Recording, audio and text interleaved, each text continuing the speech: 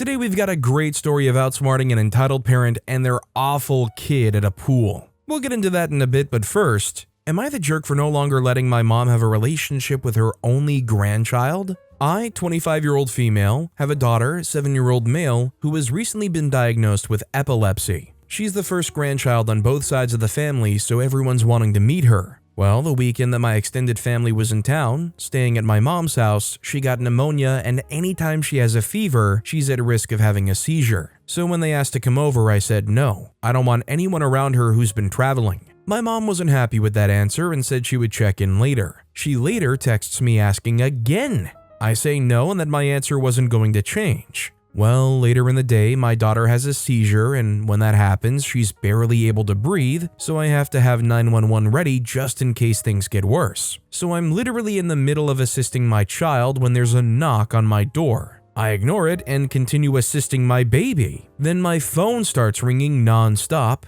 My mother, I ignore it of course until my daughter thankfully pulls out of it. After 15 minutes, I finally answer the phone, angry, and tell her that my daughter was having a seizure. Her response, "Oh, but she's better? Can you at least show her us through the window?" I tell her no and to leave. She calls me selfish and tells me that maybe I need to ask God for forgiveness for having her out of wedlock, and maybe that's why she's been having seizures. I had no words, so I just hung up and blocked her. A few days have passed and my dad has reached out, saying I'm overreacting and I need to allow my mom to see her only grandchild. Am I the jerk here? OP's pretty obviously not the jerk here, and I think for OP's sake and honestly the kid's sake, it's going to be forever better to not have somebody like that in their life. As much of a shame as it is to not have a grandmother in your life. Kaz117 Petrol wrote, "Firstly, I hope you and your daughter are doing well. That's what matters here. Secondly, your mother isn't entitled to your child, unless of course there are grandparent rights laws where you live. You are the mother, you make the rules." I'll bet she told you something along those lines growing up. Well, now it's her turn to abide by your rules. Third, she blames your child's serious health condition on you? On you just living life but in a way she obviously disapproves of? She owes you a huge apology before I'd let her see the baby if it were me. That kind of hate, and yes, judgment like that is hate, is unacceptable. Set your boundaries and stick to them. Once she asks you for forgiveness, genuinely, then move on. Until such time as another boundary is crossed. I suspect that this is a lesson that will need repeating. Raising parents sucks. It's way harder than kids. History is a bag of you-know-what wrote, "Grandparents' rights are only enforceable if the grandparents have an established prior relationship." At 7 months, I'm gonna go with they absolutely do not, and usually only a thing if one parent dies and the other parent wants them taken away from the dead parent's family. It's not a catch-all to force parents to give their children to their grandparents. For now at least, unless laws drastically change, the courts will allow the parents to decide who their kids interact with, and will let legally force relationships. Also, hi. I'm Steven, and if you guys enjoy crazy stories of entitled parents, why not hit those like and subscribe buttons down below? That said, our next story is, entitled homophobic aunt is mad at us for supporting her kids after they came out. I have to preface this by saying that this is my fiance's family, so they're technically my in-laws, but because their extended family all lives in the area and we've been together for many years, I'm a lot closer to them than typical future in-laws. The parents, aunts, and uncles generally are all super devout Catholics and extremely homophobic, but their kids are all between the ages of 16 to 29 and have left the church. Two of our cousins who are sisters, aged 16, let's name her Jenna, and 22, let's call her Jan, are queer. Neither of them are out to their families, except for the cousins' generation.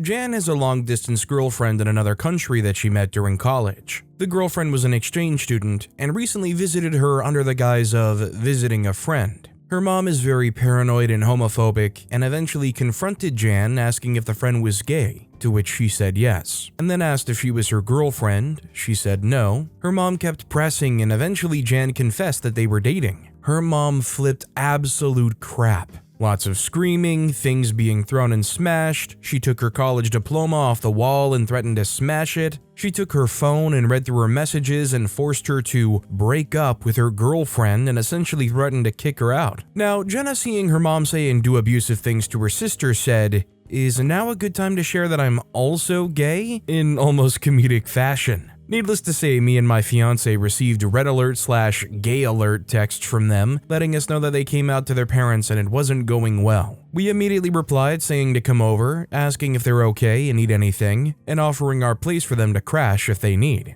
They said yes, but were scared to come over of fear of making their mom even angrier than she already was, so they ended up not coming over. The next day, they pretended to go to work/school and stopped by our place to cry, process, and talk. They shared that their mom took Jan's phone and read through all of her messages and saw our group chat, and she was now ticked at us for offering a place for them to run away to. She told them she doesn't want to come to our wedding anymore. We honestly don't really care, as the #1 priority for us is our cousin's safety. They shared how she's been verbally abusive their whole lives, and was torn between telling the other aunts and uncles about her kids coming out versus keeping it a secret to uphold the family reputation. We didn't think she'd actually tell them because she cares more about vanity. Fast forward to last night, we're about to watch House of the Dragon with my fiance's parents, and my future mother-in-law gets a call from said aunt, telling her that she's mad at us for meddling in family affairs and encouraging them to run away. She also apparently saw that some text messages between Jenna and us were in invisible ink. She wanted to switch to that because they know their mom was monitoring their phones, and told my future mother-in-law that we taught them invisible ink. These are Gen Zers, they taught us invisible ink, and she thinks we're teaching these kids tools on how to sneak around their parents, and that we're condoning their behavior. So now my fiance's parents are involved. Future mother-in-law then shared that she's been at the receiving end of being ghosted by this aunt, and how there would be years of receiving the silent treatment. This aunt apparently missed all of my fiance's graduations from elementary to college because of fights. She ended up crying because she doesn't want another conflict that would prevent her from seeing her brother, especially now because everyone's finally on good terms after all these years. She understands we were just trying to help, but now she's begging us to apologize to this aunt and make amends just for the sake of keeping the family together. Y'all, why do I suddenly have beef with an aunt-in-law? I'm not going to apologize for supporting our cousins after they went through a traumatic experience. And it's clear that fiance's mom is just trying to appease her sister-in-law to avoid conflict. But if we stand our ground, this could bring the extended family into another big fight, and they'll blame us for starting it.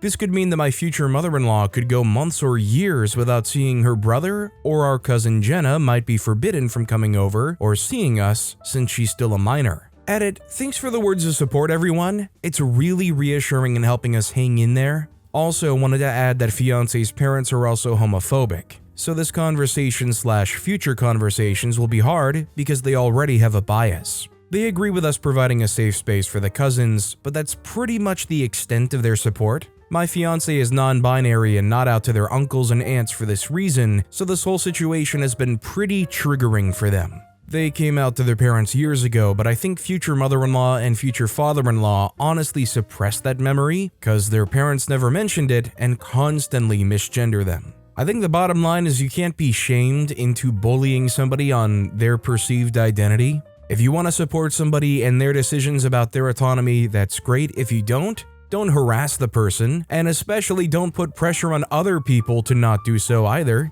That's just not fair to anybody. Truth Tornado wrote, "Nope, nope, nope, nope, nope. Repeat after me. We do not appease bigots or compromise our values for people who are filled with hatred. Period. The end." Send this as a text, word for word, to anyone who thinks they can tell you how to think, feel, or act. There is no room for pure hate anywhere in your heart, your house, or your lives. And don't ever let those hypocritical jerks call themselves Christian where you can hear it. Tell them that by doing the opposite of what Jesus said, they have become Antichrist. Our next story is, I discipline my sister and parents are mad. Am I the jerk for disciplining my sister? My sister Kay and I, 17-year-old and 15 years old, very occasionally have to babysit my younger sister R, 7 years old, so we're both very used to having to take matters into our own hands, as they're the only ones there, and have become accustomed to doing so even with our mom and stepdad present. She can be very sweet, or she can be very, very annoying, and sometimes goes out of her way to annoy you depending on the circumstances. Things to note, I'm a big fan of logical and natural consequences, and heavily dislike the idea of spanking or whipping. I'm sure the reasons are obvious why, with no real-world spanking, the age it lasts up to and not relating to the crime, but it also just doesn't make much sense. My mom knows this, so why she'd think I'd purposely hurt my sister for no reason is beyond me. I guess she thinks it was an overreaction, but I believe hers was an underreaction. I pay for my car and insurance. Although he claims to not remember much of it now and says it was a last resort, my sister Kay and I both were spanked and whipped frequently by him and our dad growing up. The kittens are now currently staying with my other grandma. The reason they weren't immediately taken to the shelter is they were closed at the time of finding them. I'm not 18, so I had to wait for someone who is to be available, and we were waiting on Mama Cat to return as they're fairly little. Minor edit, for reasons listed below, there have been a couple of times when I've asked Mom if I can bring my boyfriend over, and she's given answers like, I don't really want to have to deal with r/r's behavior, which is understandable to a point, but it just goes to show how crazy R gets around BF like I was saying. My mom brought up my past as reasoning, and that may be a point, so I'll detail a little about it here. I had issues growing up with understanding that I play too rough. My sister purposely making me mad and me taking out my anger physically, etc. I also did not have this affection I have now for animals. I very much did put my hands on my sister Kay when I was younger, and I'm not proud of it at all now, and eventually learned that it solves nothing. This is one of 2 incidents like this. One before being anytime a boyfriend is over, R has to crawl all over him, embarrass herself as much as possible, no personal space whatsoever. This one time, my BF and I eventually left to go watch TV in my room, which we had R follow us to jump all over him. I had by this point practically begged her and my mom to get her to leave us alone, and reacted to R's punching and playing by telling her she needed to leave or I would force her off of the bed. She said, "Do it," or kept continuing what she was doing, one of the two, so I did. I responded by pushing or using my leg to push. I did not kick, although I used that word interchangeably before, her off the bed. I knew what force I used would not hurt her at all, and neither would the drop to the floor as it was low, but didn't account for her leaning far back as she fell and she scraped her back. I'm not gonna justify my pushing. She pushed me to my limits and I reacted purely, no thoughts, all emotion. I will say though, I feel that was another time that I should have never have been pushed to that point, and that it could have been avoided had she just left me and him alone after making him uncomfortable all evening. Anywho, I recently brought home kittens, found under a dumpster, with my mom's permission with the intent to put them in a shelter. They were staying in Kay's room at the time this occurred, which is a small but manageable space. R was of course very excited to see and play with the kittens, but doesn't seem to understand that they're smaller than her, and she has to be very careful around them. This is what brings the first of a long list of events into play. One which I wasn't aware of as I was at work at the time. First day of having kittens, Kay has been attending to the kittens who have been placed in her room. R ends up throwing a kitten, which leads to Kay asking Rylan to leave after reprimanding her for doing so. Mom is aware of this. Second day of having kittens, Kay is at our friend's house during this time. I was playing with the kittens. R accidentally steps, sits, leans against, and kicks the kittens multiple times throughout the time she's in there. Each time I remind her that she needs to be careful and watch her step before I finally decide, accidental or not, it's happening too often. I let her know that she needs to leave the room, and after attempting to convince me to let her stay, she leaves. I lock the door, knowing how persistent and resistant to listening R is. Not long after, my mom and R visit Kay's room to ask if I've kicked her out for the reasons listed above, and tells me she's been taking care of one kitten for a good amount of time, no issues, and that kittens are more durable than I think.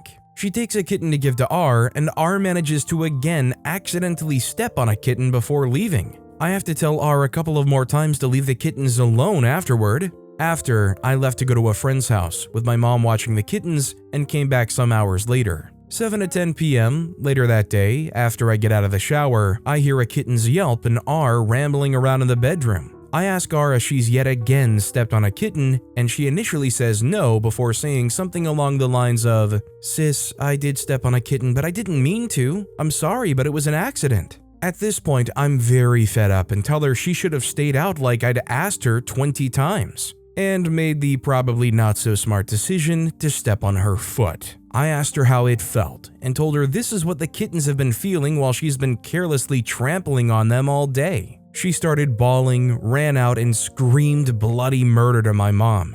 My mom called me and I asked R why she was crying so loudly and profusely, which annoyed my mom very much. In short, Through my mom's yelling, I told her what happened and why I did what I did. R had a red mark on her foot, and mom said these aren't just hurt feelings and tears and that she's genuinely hurt. The convo continues as follows. I said, I can't feel bad for her when she's been doing the same to the kittens all day. This again made my mom mad. Mom replied, I'll snap all of their necks. I replied, and I'll beat your butt. I forgot what she said here, but it was something like bet, ha, or scoffing. She said, you need to find somewhere else for those kittens. I replied, aye. So I proceeded to pack my bags and the kittens and spend 15 to 30 minutes trying to find my key. My mom looked out to my car and asked me, where do you think you're going with your car? Huh? Where do you think you're going with your car? And I ignored her and walked past before laughing about the irony of the question. She got to my sister Kay before and my sister came to find out what was going on. After she heard, she helped me look for my key and learned from mom that she had taken it. I'd been looking for an hour by now. I ended up staying at Kay's friends as they live close by. This isn't all that happened yesterday, but I'm very, very tired of this situation and others like it. We all tried having a conversation about it today, and I just made smart butt remarks and comments, not gonna lie, that I do feel bad about now, but I can't stress how tired I am of no consequence and being undermined when I'm the one left to watch her a good bit of the time. Some things to note of the convo are my mom said the snapping the kitten's neck thing was just a thing said out of anger, which I knew as she also loves animals, I think. My stepdad said he wouldn't have said anything. He would have done it. He wasn't mad or anything at this point. Stepdad thinks what I did was borderline abuse, and mom insinuates she thinks so too. Stepdad isn't mentioned much because he doesn't play a role, which also seems to be an issue in a lot of areas. Small edit, my mom also said the reason she took the key is even if we were choking each other out arguing, I'm still her baby and she wouldn't let me leave at 10 p.m. to go and do something reckless. I was very much planning to leave the house permanently. I don't think the following things are significant right now, but I may add them later. The people I've talked to, who may be biased, all seem to agree on two things. I was out of line for stepping on R. Mom was wrong for not dealing with it properly, or excusing or allowing it to happen in the first place. So I kind of agree with what OP said and most people who may have had a bias said. I agree that even though all this is going on, it doesn't justify OP stepping on R's foot. That said, OP is not being listened to. It is obviously very painful, and also, you don't want to see these cats suffer because people are just ignoring you and not caring. It doesn't justify stepping on your 7-year-old sister's foot intentionally, but really there's issues going on here all over the place. Okay, Imagination 1107 wrote, you've all been badly damaged by the senseless violence you've been exposed to. Get those kittens the heck out of your house as soon as possible. Setting the kittens up in a place where the young one who clearly has issues could get a hold of them was a mistake you kept repeating. Hurting the youngest sibling is not making any sense at all. The first time a kitten got hurt, it should have been the very last time a kitten got hurt. I think deep down you must know better. Can you get family therapy? Are there any decent relatives who can help sort this out? OP responded saying, I'm planning on going to my grandma's today and staying for the day, but other than that, not really. We can't really afford therapy. The kittens were moved yesterday, as their stay was temporary to begin with. Stepping on them was accidental, I'm pretty sure, although coming in the room after constantly being told not to isn't. As you've probably read through the post, I tried many methods of keeping her out, only for mom to basically say it wasn't all that big of a deal after I locked the door. Can say I don't think there's anything I could have known better to do other than to put them back under the dumpster. My thought process at the time, although emotional, was, I get it, an accident. But she needs to understand that stepping on people or animals does hurt, and the only way to get that through was have her experience that. I get that logic may be flawed, which is why I wish it had never come to that point to begin with. Thank you for sharing your side. Our next story is, should I stand up against my narcissistic dad? Only this year have I finally realized that my father is actually incredibly narcissistic and also emotionally neglectful. I always used to think that him screaming at me, threatening to hurt me, and actually hurting me is what he described as disciplining me. But over the course of the past year, I began to see the real freaking monster that he is. To give you guys an idea of how he is a narcissist, literally an hour ago, he was in the backyard and then started banging on the back door because it was locked and he needed to come inside. There are 2 back doors in my home. The other one I'm pretty sure was unlocked just fine. As he was banging on the door, I was just laying down in my bed and my sister was in the shower. I was alarmed by all the banging on the door, and because I was laying in my bed, it took me some time to get dressed and then get to the door. When I got to the door and finally opened it, he told me to get me and my sister outside immediately and pluck the grass growing in the flower beds. He was serious about this too. He literally forced my sister out of the shower to go do this. I have a good feeling he was probably completely aware of the other door being probably unlocked. He just wanted to make it look like he had a reason to be mad at me and my sister, which I don't think the door being locked is a probable cause to be mad at us. I think this whole ordeal was done just so that he could make us feel guilty for no reason at all. And I don't even understand why he did this. Is it because me and my sister were not outside helping him with gardening? If that's even what he was doing, despite him never announcing that he was doing it and that he needed help with it? Or is it simply because he wanted to make me and my sister feel guilty for not immediately tending to his needs? I'll never know, and I also don't care to know because I'm tired of always trying to figure out what I did wrong. On the emotionally neglectful side, he either doesn't notice or doesn't care about my feelings. I remember having a conversation about how I've been feeling severely depressed, and he just turned it into a conversation about himself. And I've had this conversation with him more than once, and each time the outcome was the same. There was one time where he offered to take me to a therapist, but it didn't seem genuine, so I didn't accept it, though I feel I should have. In the not noticing category, he can visibly tell that I'm either ticked off, exhausted, or severely depressed, yet he still treats me the way he always would. An example of this is that he always forces me to go to this wrestling called jiu-jitsu, which I was unwillingly forced into. Now, I don't know which one it is, but he either doesn't care or doesn't notice because I can be visibly exhausted to the point that I look like a zombie and still be forced to go. I've told him countless times that I do not like jiu-jitsu and would prefer to do a different sport, but each time it would just be met with, "It's not up to you." I understand that this is just the clouds above the iceberg of abuse, but it really hurts to be alive and knowing that my own father doesn't care about me and just uses me so that his home could be clean.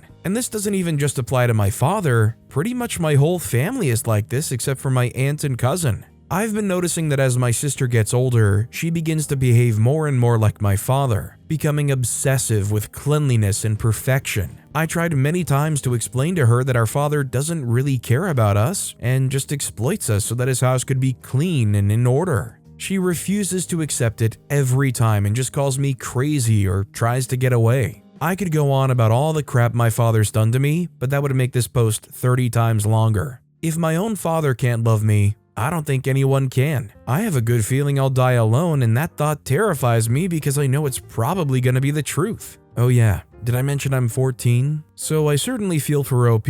Obviously, OP's never been listened to. What OP wants has never been affirmed or considered. That said, there are some aspects of this post that I feel are a bit drastic. OP jumping to "I'll die alone" when they're only 14 years old and there's still a lot of life to even experience. It's definitely not going to be the easiest thing when you deal with a family like this, but there's no reason to resign yourself to this dying alone fate when, you've even barely started high school? Acrobatic Stomach 882 wrote, "I'm sorry you feel this way. It's not easy at 14 because you have no choice but to put up with your family. I would, whether or not you think it was a genuine offer, ask your dad again about therapy. And maybe even take steps to Google some youth therapists in your area to show them you're serious. I would reach out to those trusted family members to talk about your feelings as well. It gets easier, I promise." Our next story is, "I may not be able to discipline your child, but I can redirect the energy." Yesterday was a rough day for me at the gym. Deadlifts are a wonderful exercise, make no mistake, but the last thing you want to do after completing a set of deadlifts is smile or move.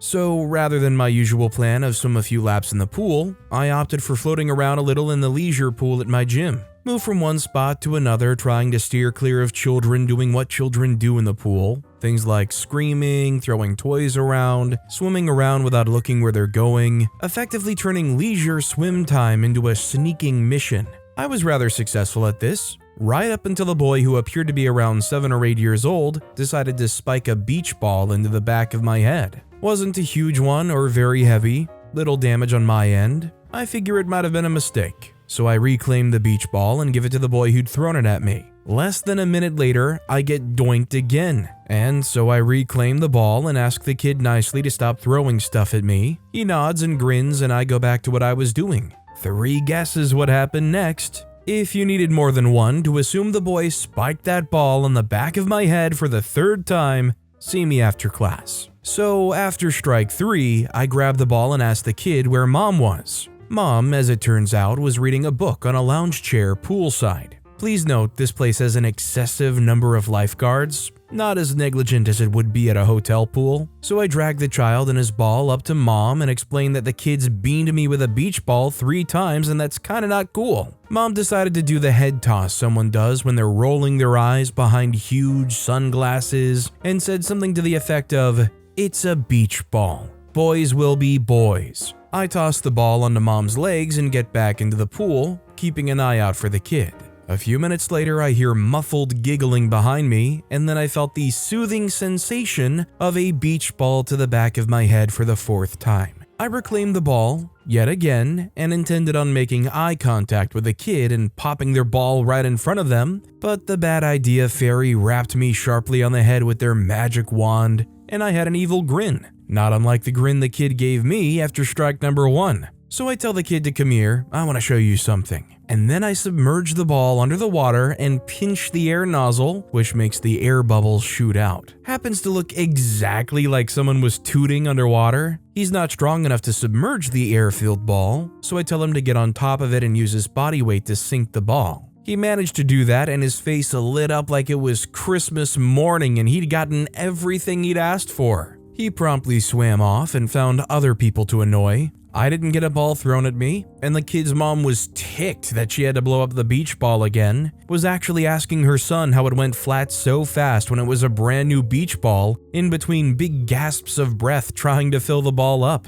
Kid just points at me on my way to the locker room. I wave and say, "Oh, boys will be boys." I mean, you can't help but enjoy a revenge story that not only serves its purpose perfectly, but also still turned it into a new event for the kid to enjoy. It's the perfect "here kid, do this, now go annoy someone else" type revenge, with also a second serving of revenge against the non-caring parent. But with that being said, that's all the time we have for today. Now, if you want to hear another crazy entitled parent story, check out that video on the left. Or if you missed my latest video, check out that video on the right. That said, I'll see you all next time with some more stories.